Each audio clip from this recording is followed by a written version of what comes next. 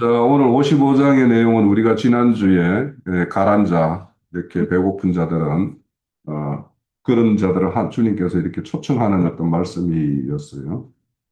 그래서 오늘 보면, 이제 3절에서 보면, 결국에는, 마실 물과 배부를 양식이 뭐냐, 주님께서 들려주는 말씀이 생수의 물이고 떡이라는 것을 우리가 알 수가 있어요. 그래서 3절에 보면 너희는 귀를 기울이고 내게로 나와 들으라. 그리하면 너희 영혼이 살리라. 이렇게 말씀을 해요.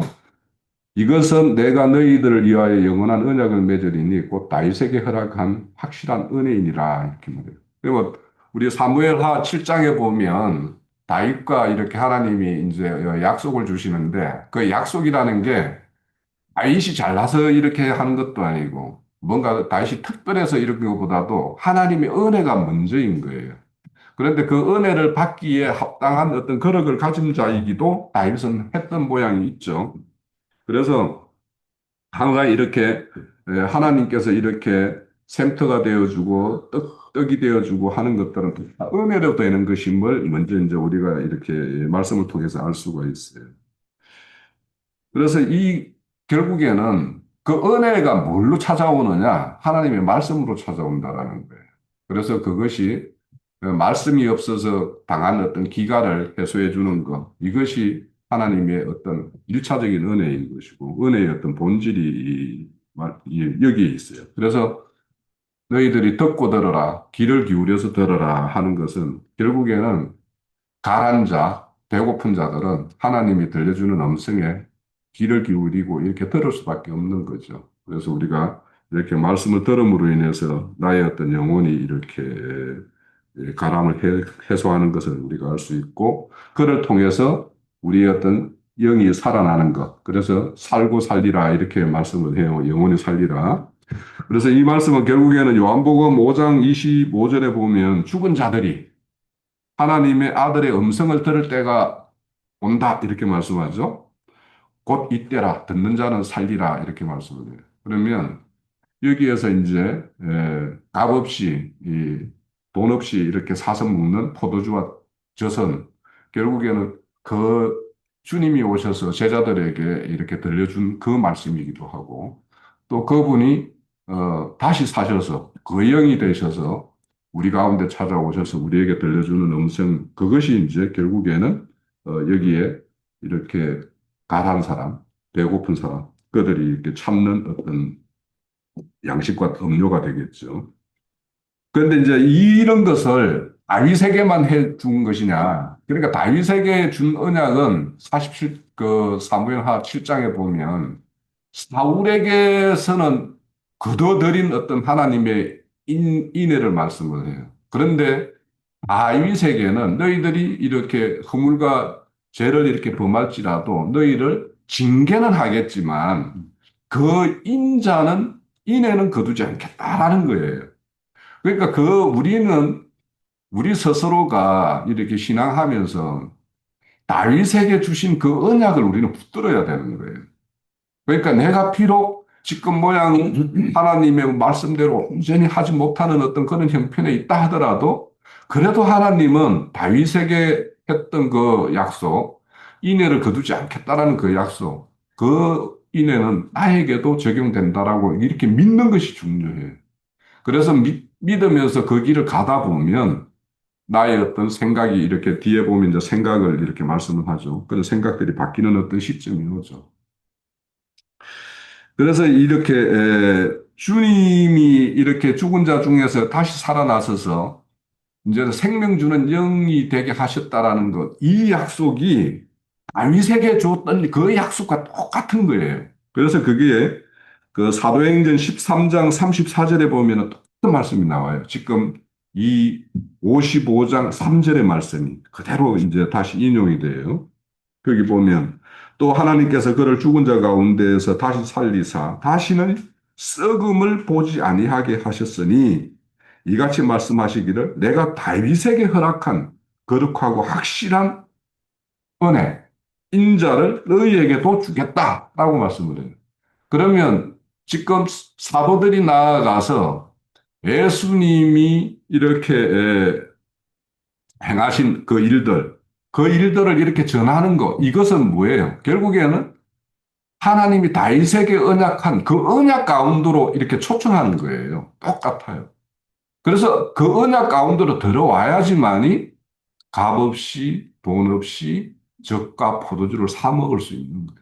그러니까 하나님의 언약을 모르면서 이렇게 신앙을 한다는 것은 그냥 그거는 뭡니까? 자기의 어떤 신념, 자기의 어떤 이해의 범위 내에다가 하나님을 딱 이렇게 모셔다 놓고 그렇게 섬기는 거예요. 그러니까 우리는 다윗에게 왜 그러면 다윗에게 그런 어떤 언약을 했을까? 하나님은 이 창조 목적을 이루는 일에 어딘가에는 한 줄기의 어떤 생명을 이렇게 흘러보내는 통로가 있어야 되기 때문에 그가 아무리 부족하더라도 그를 통해서 하나님은 흘러내야 되고 생명을 이렇게 흘려줘야 되는 어떤 것이 필요해요. 그렇기 때문에 그것을 누구를 잡았느냐? 다윗을 잡은 거예요. 그러면은 우리도 다윗에게 허락하신 그 은혜 가운데 저도 거기에 가입시켜 주시고 저를 통해서도 그 어떤 생명의 어떤 계통이 이렇게 흘러갈 수 있게끔 저를 그렇게 써주세요라고 하는 것이 우리가 다윗의 언약을 아는 사람이면 그것이 우리의 소망이고 우리의 기도 제목이에요. 자, 그래서 우리가 이렇게 다윗의 은혜에 대해서 이렇게 우리는 가입된 자여야지 그의 어떤 인애가 우리에게 끊어지지 않습니다. 저도 그래요. 저 개인적으로 이렇게 보면은 어, 참 내가 이렇게 행하고 이런 생각을 하고 이런 걸로 시간을 보내고 할 때 하나님 이걸 어떻게 보실까 하는 어떤 그런 면이 있어요. 그러면서도 그래도 아버지는 나를 버리시지 않을 거다라고 이런 생각을 저는 아주 굳건히 잡고 있어요. 그것을 이따가 좀 말씀을 드려볼게요. 자, 4절에 보면 보라 내가 그를 만민에게 정인으로 세웠고 만민의 인도자와 명령자로 삼았나니 이렇게 말씀하는데 여기에서 내가 그를 할 때는 1차적인 다윗이죠. 네. 그죠? 다윗이고 다윗의 왕조고 다윗의 왕조의 어떤 끝으로 이렇게 최종 완성자로 오신 예수님에 의해서 될 일들을 다 말씀하는 거예요. 그래서 우리는 다윗이 어떻게 이렇게 하나님의 손길에 의해서 그런 하나님의 왕국을 이루는데 그 어떤 중심의 어떤 맥을 이루는가 하는 것을 생각해 보면 다윗이 잘한 거 없잖아요. 여기 뭐 영적으로는 누구를 살해했는지 모르겠어요. 미워하는 것이 살해하는 것과 같다라고 했으니까 뭐 누구를 미워해 본 적이 있을 수 있죠. 그렇지만 직접적으로 어떤 누구의 어떤 육신적인 어떤 그렇게 드러나는 걸로 누구의 아내를 취하기 위해서 그 남편을 이렇게 죽음에 내몰고 한 그런 일은 한 적이 없잖아요. 그런 한 적 있어요? 그 어떤 그런 걸로 인해서 그런 어떤 징벌로 그 아들들의 어떤 반역의 사건이나 이런 것들도 우리 인생에서 그런 경험까지는 없잖아요, 아직. 그럼에도 불구하고 하나님이 그 하나님의 어떤 계통, 생명의 계통을 이루는데 다윗을 세웠다라는 거. 아까 앞서서 형제님이 부족한 데 쓴다. 아니, 그래서 우리 고린도전서에 보면 학문 있는 자, 뭐 이렇게 응? 부한 자, 뭐 이렇게 강건한 자 이런 자를 불러서 그걸 썼으면 저 사람은 당연하지라고 할 거 아닙니까? 그런데 하나님은 부족한 자를 들어서 그를 썼을 때 이거는 하나님만 할 수 있는 일이야라고 남들이 인정할 거 아니에요. 그러니까 하나님은 우리 이사야서에 보면은 나의 뭡니까? 나의 영광을 무상에게 난 절대 빼앗기지 않겠다. 넘겨주지 않겠다. 이렇게 말씀을 하잖아요. 그러니까 세상에서 잘난 사람들을 세워가지고 하면은 그 영광을 사람들이, 저 사람 원래 그런 사람이었으니까. 이렇게 하면은 영광을 빼앗기는 거 아니에요. 그러니까 부족한 자들을 불러서 이렇게 쓰시는 거예요. 자, 그래서 예수에 의해서 실현될 이야기인데, 우리가 여기 우리 이사야서에 보면 이방의 빛, 이런 말 많이 하죠. 그를 이방의 빛으로 세울 것이다. 이런 말을 42장, 49장 뭐 이런 데서 계속 말을 해요.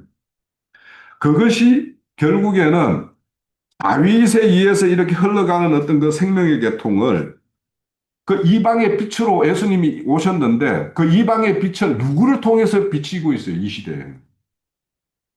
우리들을 통해서 비치고 있잖아요. 그죠? 그래서 로마서 15장 20절에 보면 하나님을 알지 못하는 그곳에 가서 나는 바울이 복음을 전파해서 그 이방 빛이 없는 그 어둠에 있는 자들에게 빛을 비춰주잖아요. 그러니까 다윗에게 이렇게 하나님이 그 생명을 이렇게 흘러보냈듯이 오늘날 이 다윗의 언약을 붙들고 있는 우리들을 통해서 그 빛은 흘러가게 되어 있어요. 그래서 우리가 그런 이런 그 다윗에게 언약했던 것을 이 시대에는 어떻게 이루어가고 누구를 통해서 흘러가는가에 대해서 우리가 인식을 가져야지 우리가 하는 일들이 이게 하나님의 어떤 일을 우리가 감당하는 일이구나 하는 그런 소명의식이 이제 강하게 이제 우리 인생 가운데서 자리 잡게 되겠죠.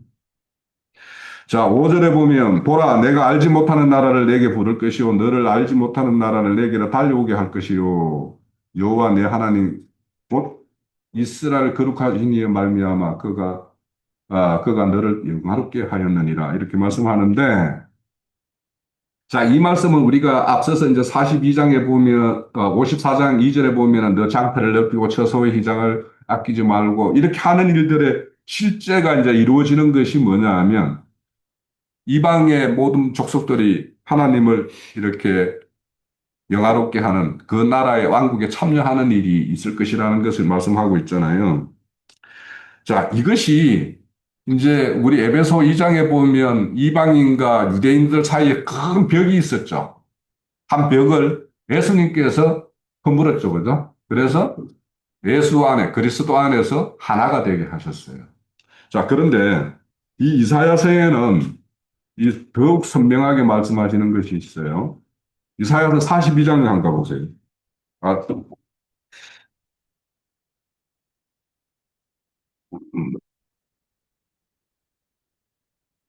43장 3절이네. 43장이네요. 여기 보면 대저 나는 여호와 내 하나님이요 이스라엘의 거룩하신 이요 내 구원자입니다. 내가 애굽을 너의 속량물로 부스와 서바를 너를 대신하여 주었다 이렇게 말씀하죠. 자, 우리가 애굽을 이렇게 그의 속량물로 주는 것은 홍해 사건 때 누가 그 수장이 되었어요? 바로의 군대들이 수장되었죠. 그러니까 그들이 죽고 반대편으로 살아서 나오는 자들은 누구예요? 이스라엘이었죠. 그렇지. 그러니까 뭡니까? 그들이 속량물로 들여짐이 되었죠. 그죠? 그러니까 이런 어떤 이스라엘의 구원의 어떤 속량물에 지나지 않았던 이 구스와 애국과 서바의 사람들이 45장 14절에 가거든요. 14절에 보면 이제는 그 사람들이 여호와께서 이같이 말씀하실 때 애굽의 소득과 우스의 무역한 것과 서바의 장대한 남자들이 내게로 건너와 내게 속할 것이요 이렇게 되어 있죠. 그러니까 이들은 예전에는 누구의 구원의 어떤 그는 수단과 방편으로만 쓰였던 사람이 애굽이고 구스와 서바 사람이었는데 이제는 하나님이 그 이방의 빛이 되어 빛을 세워서 그를 통해서 그들도 구원에 참여시키는 이 일을 말씀하고 있는 거죠. 그래서 그것이 실현되는 것이 55장 5절의 말씀이 그들이 알지 못하는 자들이 다 내게 따라와서 그를 영화롭게 하겠다. 너를 영화롭게 하겠다. 예수님을 영화롭게 하는 일이 있을 것이다라고 이렇게 말씀을 하고 있어요. 자, 6절에 보면 너희는 여호와를 만날 만한 때를 찾아라. 가까이 계실 때 그를 부르라. 이렇게 말하는데 하나님이 언제 우리 형제 자매님과 가장 가까이 있다고 생각을 하세요?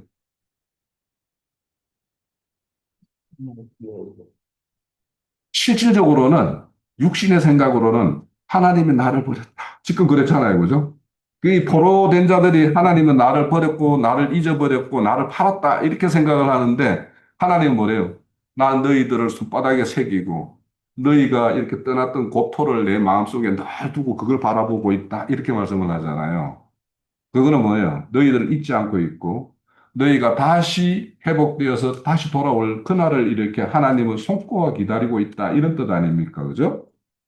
그러니까 우리가 하나님으로부터 가장 멀고 하나님으로부터 가장 뭔가 버림받았다라고 할 때가 하나님은 우리에게 가장 가까이 계십니다. 그래서 가장 버림을 받았다라고 할 때 그때 그들이 부르짖는 어떤 음성을 이제는 자기 어떤 우리가 인생을 살다 보면 그렇잖아요. 내가 뭔가 가용할 수 있고 뭔가 동원해 볼 수단이 있으면 다 해봐요. 그죠? 해보다가 이제는 더 어떤 것도 갖다가 이렇게 뭔가 해볼 수 없는 상황이 됐을 때 하나님께 부르짖는 것이 인간이에요. 그죠? 그럼 그때 하나님이 너희들을 기도로 하고 마음, 심령이 상하 있는 그 자들, 너희들이 기도로 하나님을 부르짖고 너의 심령이 상한 상태, 그때일 때 그런 자들을 하나님은 구원하신다라고 그랬어요. 시편에 보면. 그래서 다윗과 같은 사람도 얼마나 이렇게 하나의 어떤 왕으로서 이렇게 세움을 받았는데 이런 일반이 당하지도 않을 그런 처참한 것들을 이렇게 경험할 때 그때 하나님은 다윗은 또 그때 부르짖지 않았었겠어요?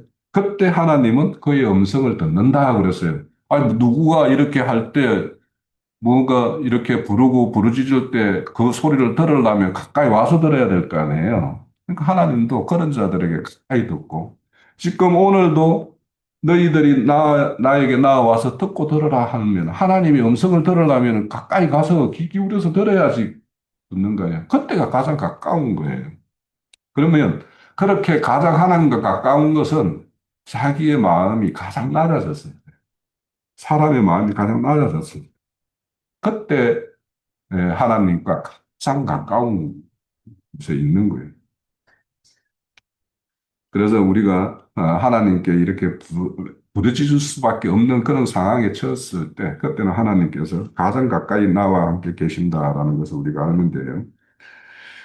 그리고 하나님은 우리가 고난과 연단 가운데 있을 때 가장 가까이 계세요. 자, 그거는 우리 에스겔서 우리가 다 이제 한 번 했잖아요. 에스겔서에 보면 에스겔서 8장에서 11장까지 내용이 어떤 거냐 하면 예루살렘 성전에서 하나님의 영광이 동편문으로 떠나가는 이야기예요. 왜 떠나가느냐? 그때 유다 백성들이 포로 잡혀갔을 때 포로 잡힌 그들에게 성소가 되어주기 위해서 예루살렘 성전을 떠나는 거예요. 그래서 거기 가가지고 에스겔을 선지자를 찾아서 이렇게 하나님의 영광이 이렇게 나타나는 모습을 에스겔이 보잖아요. 1장에서부터 이렇게 보잖아요. 그게 뭐냐면 동편에서 그 영광이 떠나서 에스겔 그 포로지에 이렇게 찾아오신 거예요. 그런 것처럼 우리 각자가 하나님으로부터 시험당하고 연단당하고 있을 그때 하나님은 가장 가까이 오셔서 우리의 어떤 성소를 되어 주시는 거예요. 그러니까 우리의 신음소리에도 귀 기울이시고. 그래서 우리가 그런 어, 말씀이 많이 나와요. 이게 시편은 이제 다윗과 같은 그런 어떤 환경을 이렇게 경험한 사람들이 이렇게 가장 깊은 영의 어떤 소리로 이렇게 토설하는 어떤 그런 건데 내가 한란날에 부르짖으면 주께서 내게 응답하시고 내 영혼에 힘을 주셨다 이렇게 말씀을 해요. 그러니까 그런 것처럼 항상 이렇게 우리가 그런 어려운 처지에 있을 때 우리가 그냥 하나님 뭔가 기도 소리를 안 내고 그냥 신음 소리만 내도 하나님은 그 소리를 다 듣고 계신다라는 거예요. 그래서 그런 것들을 우리가 이렇게 늘 생각하면은 이 하나님께서 이렇게 이 고난과 역경을 주시는 이유가 욥을 통해서 우리는 잘 알 수 있잖아요. 그죠? 그런 어떤 고난 가운데에서 이렇게 정금과 같이 이렇게 나올 그걸 이렇게 소망하고 이제 하시는데 그래서 우리가 고난 가운데 있을 때 이제 이런 하나님이 우리와 가장 가까이 계신다라고 하는 생각을 이렇게 가지시면 큰 위안이 되죠. 자, 7절. 악인은 그의 길을 또 불의한 자는 그의 생각을 버리고 여호와께 나아오라. 그리하면 그가 긍휼히 여기리라. 우리 하나님께 돌아오라. 그가 너그럽게 용서하시리라. 그런데 이제 자 오늘 이제 저는 이제 그 7절이 그 제가 말씀드리고 싶은 핵심이에요. 그러니까 앞에서 이렇게 많은 초청자, 가란 자도 이렇게 배고픈 자도 이렇게 와서 이렇게 초청을 하지만 7절에 보면은 악인의 길, 불의한 자의 생각 이런 것을 이렇게 행하는 자들은 그 생각을 버리고 여호와께 오라 이렇게 말씀을 하는데 주님도 그랬죠. 오셔서 내가 의인이나 의사를 이렇게 부르러 온 것이 아니라 죄인과 병자들을 이렇게 부르러 오셨다라고 말씀해요.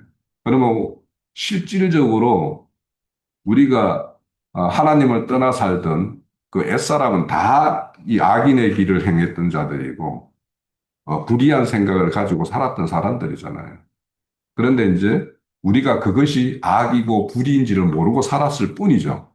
그런데 이제 우리가 하나님의 말씀을 이렇게 더 취하다 보니까 아, 이게 악이었고 이게 불의였구나라는 것을 이제 알고 우리가 그런 거에 대해서 이제 해결을 이루고 이제 그 길을 새롭게 이렇게 한 우리들인데 그럼에도 불구하고 사람이 생각을 바꾸는 것이 쉬우면 그죠?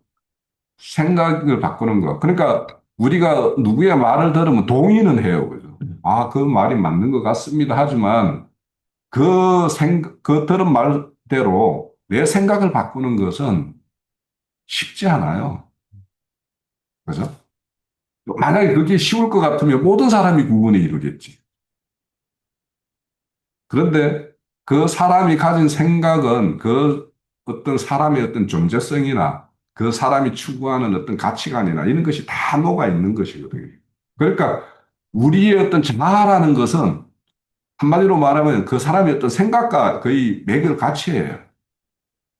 그래서 애자를 이렇게 처리하는 것이 그렇게 쉬울 것 같으면 누가 구원을 이루지 못하겠어요. 그런데 이제 그런 어떤 그 생각은 결국에는 그 어떤 사람의 어떤 지식 체계를 이렇게 굳건하게 이렇게 형성하고 있고 그래서 어떤 우리가 저 같은 경우에 이제 그런 경험이 좀 있긴 한데 우리가 어떤 교회에 몸담고 있다가 어떤 교회에 가서 이렇게 말씀 들었을 때 막 머리에 지진이 나는 거, 막 이런 것들을 경험한, 박영재 같은 경우 이제 나 장로님 만났을 때 그런 것을 경험했겠지만, 나 같은 경우 몇 번 경험이 있었어요, 사실.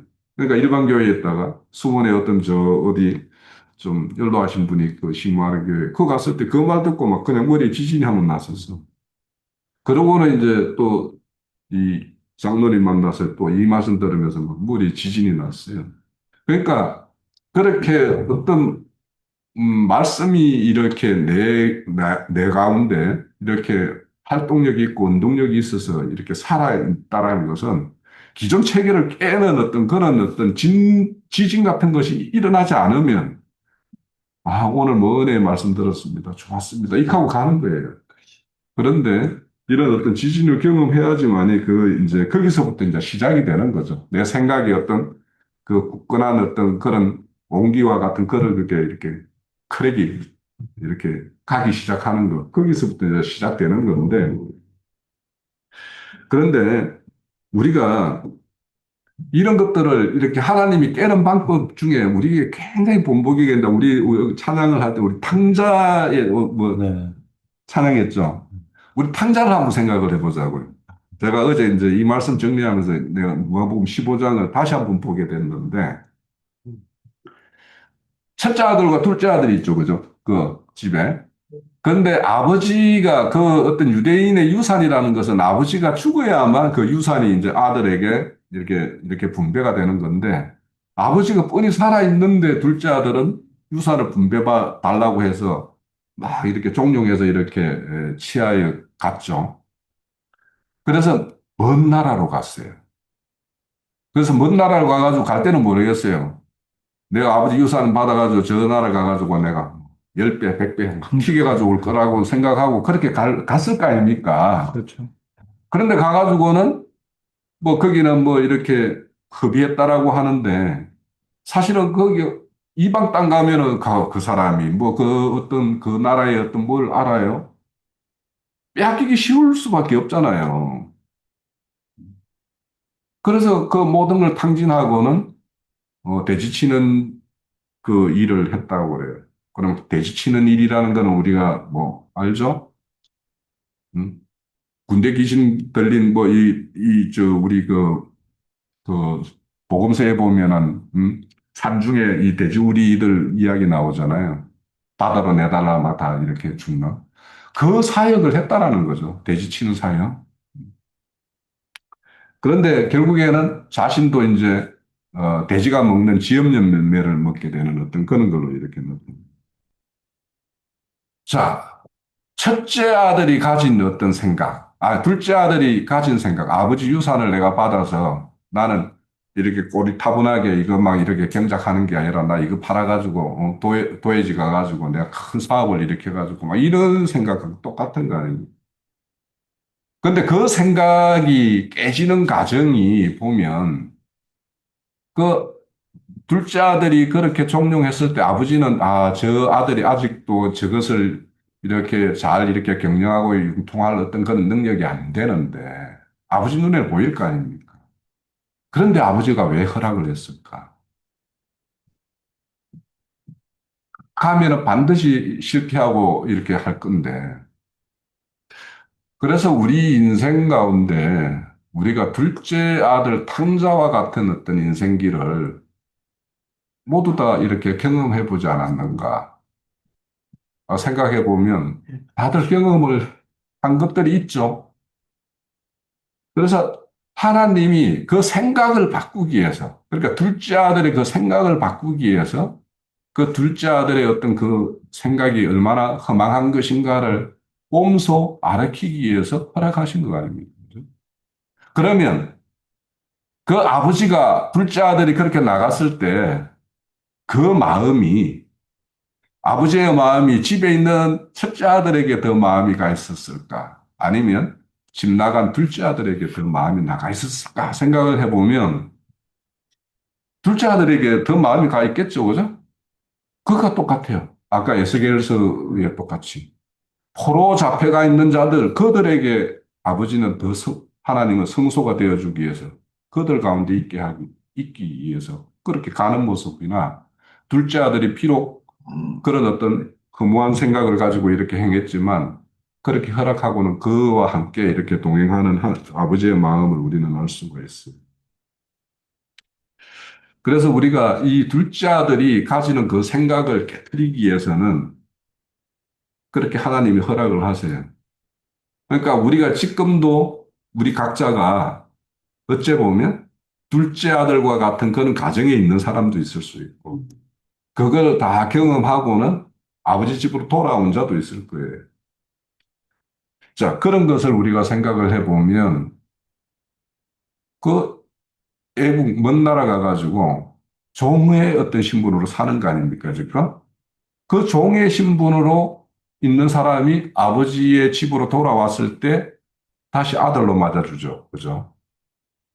그래서 우리가 그 고린도전서에 보면은 종이었던 자가 예수의 어떤 부름에 따라서 초청되어서 돌아오게 되면 자유자가 되고 세상에서 자유자로 있던 자가 부름을 받아서 오면 그리스도의 종이 된다라고 그래요. 그 이야기는 우리 빌레몬서에 보면 오네시모하고 빌레몬이 있죠. 오네시모는 그 집의 종이었는데 예수의 초청에 의해서 자유자가 되었고 빌레몬은 자유자였지만 그리스도의 초청이 받아서 그리스도의 종처럼 이렇게 살아가는 인생이에요. 그런데 그것이 참 자유자라고 이렇게 말씀합니다.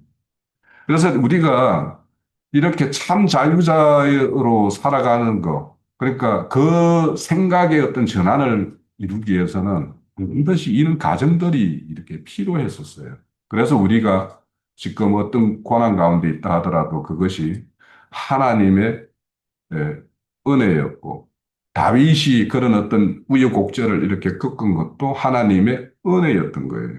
그래서 우리가 하나님의 은혜를 우리의 육신의 어떤 뭔가 육신의 생각에 부합하는 어떤 이런 것을 은혜라고 생각하는 사람이 있는가 하면 이렇게 육신의 생각을 깨뜨리기 위해서 그래서 어떤 고난을 경험시키고 그 고난 가운데서 하나님께서 함께 해주심으로 인해서 최종 이렇게 돌아온 그런 모습이 어떤 은혜인가를 우리가 생각을 해보면 잘 대조를 이룰 수 있을 것 같고, 그러면 첫째 아들을 가만히 생각을 해봐요. 첫째 아들은 아버지 집에서 아버지가 시키는 논가리, 밭가리 그런 거 관리 잘 하면서 살았잖아요. 지금까지 살아왔잖아요. 그렇죠. 그런데 그 둘째 동생이 돌아왔을 때 살찐 송아지를 잡고 뭐 새 옷을 입히고 뭐 가락지를 끼워주고 막 이렇게 하니까 그걸 시기 질투하잖아요. 그죠? 그렇죠. 나를 위해서는 염소 새끼 하나 잡았습니까? 뭐 막 이런 식으로 항변하죠. 그러니까 자 봐봐요. 자신이 지금까지 아버지 집에서 그렇게 했던 것들을 자기 업적으로 다 챙겨가지고 있죠. 그 아까 말한 대로 마태복음 25장에 염소 새끼랑 똑같은 거예요. 그죠? 내 업적으로 나는 아버지께 이렇게 했는데 나를 위해서는 뭘 했어요? 아버지가 지금 동생한테 하는 처분은 잘못된 거잖아요. 공평한 게 아니잖아요. 막 이렇게 따지는 거 아니에요. 그렇죠. 그러면은 이 첫째 아들의 생각은 이는 사건이 있기 전이나 지금 있은 이후나 생각의 변화는 아무것도 없는 거잖아요. 똑같죠. 그죠?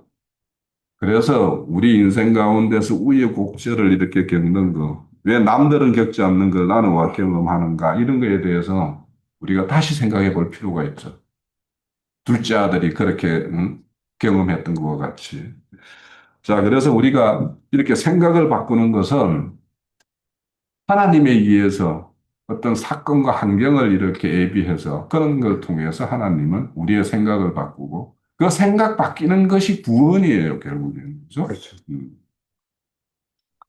자, 예수님도 이제 이렇게 7절에 보면 이렇게 불의한 자 이런 나오라 이렇게 용서하겠다라는 말씀이 있는데 예수님도 그 공생의 사역을 시작할 때 그 마태복음 4장에 보면 회개하라 천국에 가까웠다 이렇게 말씀을 해요.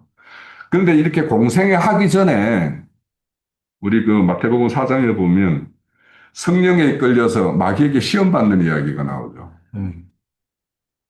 그러면 예수님이 왜 이 세 가지 시험, 돌을 뜯덩이 되게 하고, 또, 성전 꼭대기에 올라가서 뛰어내려봐라. 은혜를.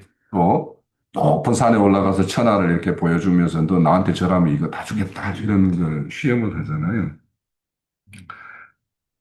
그래서 이런 어떤 시험을 했을 때 예수님 다 이 마귀를 이렇게 질책하고 이래서 다 이겼죠. 그 마귀의 시험은. 그리고는 이제 이렇게 사역을 시작을 해요. 그러니까 우리가 이 사역을 하려면, 주님의 어떤 사역을 하려면, 이 세 가지를 이기지 않고는 절름발이 사역을 할 수가 밖에 더 있겠는가, 이런 생각이 들고, 물론 이제 여기에는 예수님이 이제 유월절 어린 양으로 이렇게 예, 제물이 돼야 되기 때문에, 원래 유월절 어린 양은 10일 날, 정월 10일 날 양을 이렇게 이렇게 예, 선택해서 나흘 동안 6월절 그날 저녁에 이렇게 잡을 때까지 나흘 동안 이렇게 증거가 흠결이 없는가를 살피잖아요. 그것이 결국에는 이제 주님이 마귀에게 시험당하는 또 공생의 기간 중에는 막 바리새인 서기관들에게 어떤 시험당하는 거 이런 것이 정과 흠결이 없는 유월절 온전한 제물임을 예수님이 이렇게 입증하는 과정이기도 해요. 그런 것들이. 그래서 그런데 그런 것들을 이기셨잖아요. 그 이기신 생명을 우리는 그 영이 우리와 함께 하는 것이 지금 이 시대 우리가 이렇게 다윗의 언약 가운데 가입된 자들의 어떤 공통된 어떤 그런 것이잖아요. 그래서 우리가 이렇게 예수님이 그런 걸 이겼던 것처럼 우리가 그 언약 가운데 가입된 자라면 이것들을 이기기 위해서 우리가 예수님이 어떻게 이겼는가를 이렇게 잘 우리가 새겨보면서 이렇게 해야 될 것이고 그래서 이제 우리가 예수님의 어떤 이김과 둘째 아들이 승리자가 된 아버지 집에 돌아와서 이렇게 승리자의 어떤 가입된 거 그런데 승리자인 것처럼 보였던 첫째 아들이 그렇지 않았다라는 것으로 이렇게 드러나는 것. 이런 것들을 통해서 우리가 사람의 생각이 어떻게 바뀌고 그 바뀐 것이 어떤 것으로 이렇게 나타나는가 하는 거예요. 그러면 첫째 아들은 지금 아버지에게 불평하지만 둘째 아들은 뭐예요? 아버지의 처분만 기다리는 상황이죠. 늘 아버지 처분대로, 처분대로. 그래서 지금 우리가 하나님의 어떤 처분대로 처분만 기다리는 건가? 아니면 여전히 내 생각을 가지고 뭔가 이렇게 도모하는 것들이 있는가? 그래서 육신의 생각은 하나님과 원수된다고 그랬어요. 그러면 이 원수되는 이 육신의 생각들, 이것들을 바꾸기 위해서 하나님께서는 또 뭔가를 나에게 이렇게 도모하는 일이 있는가 하는 것들을 생각을 해보면 우리가 경각심이 생기죠. 자, 아무튼 예수님 당시에는 유대인들, 유대 종교자들이 불의한 자고 악인들의 어떤 대표자였죠. 그러면 이 시대에 악인의 대표하고 불의한 자가 누구인가? 이 불의한 자는 자신만 불의한 것이 아니라 남들도 불의하게 만들고 죄짓게 만드는 것은 더 불의한 거죠. 우리 얼마 전에 이제 열왕기 15장에도 매 마찬가지로 그 여로보암의 집들에 행하는 것들은 자신도 죄를 짓고 남들도 죄를 짓게 하는 그것으로 이렇게 드러나요. 그래서 우리가 그런 것들을 보면서 이 세상에서 지금 이 시대에는 어떤 불의와 어떤 악이 이렇게 행해되는가 하는 것은 우리 유다서에 보면 가인의 길을 가는 자들이 있고 가인의 길을 가는 자들은 결국에는 자기 의를 지키는 자들이에요. 그죠? 왜냐하면 내가 더 아벨보다 더 정성껏 더 많이 이렇게 드렸는데 왜 하나님은 연락을 안 하세요? 이거 그런 거잖아요. 그리고는 발람의 어떤 경우 그리고 고라의 폐역. 그러니까 이것들이 발람에 어그러진 싹군 목사들 그리고 고라의 폐역들, 교파, 교단, 뭐 이런 것들을 이렇게 조장하는 자들. 이것이 오늘 이 시대의 어떤 세속교회, 종교체계에 있는 사람들의 어떤 다의 형태가 그냥 그대로 드러나는 거 아니에요. 그래서 우리가 이런 불의한 자들에 대해서 그들이 불의한 일인지 악인의 길을 행하는지 그들은 몰라요. 지금 모르니까 그 짓을 하는 면도 있을 거예요. 물론 알면서도 하는 자들도 있겠지만. 그래서 우리가 그런 것들에 대해서 이렇게 이런 그 영의 어떤 연합반자로서 그들을 이렇게 초대하는 일에 이렇게 우리가 쓰임이 돼야 되고, 우선 이제 저는 오늘 7절까지만 말씀을 이렇게 준비를 했었는데, 그 이후에는 이제 회복되는 이야기죠. 자, 회복되는 이야기.